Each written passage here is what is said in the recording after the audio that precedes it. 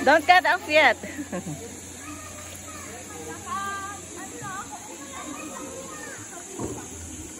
So hi guys, mga ka-YouTubers, nandito kami sa Lagonia ngayon and habang nasa bakasyon ng mga bata ay dinala namin sila dito. Ayan nga, napakaganda ng property na nabili namin sa loob ng resort na to.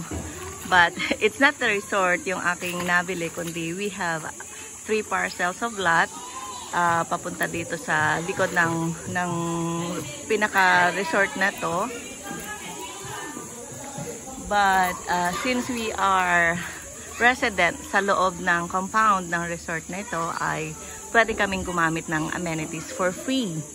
And ito na nga, for public use din, merong mga, I think 120 pesos ang entrance fee ngayon. Tapos yung mga tables nila ay merong mga charges din.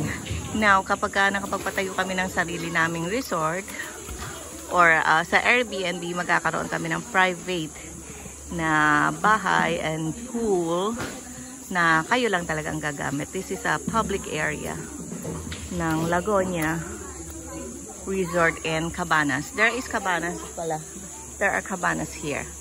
So, thank you for watching guys, and hopefully that my comeback on YouTube ay supportahan nyo pa rin. Bye! Thank you!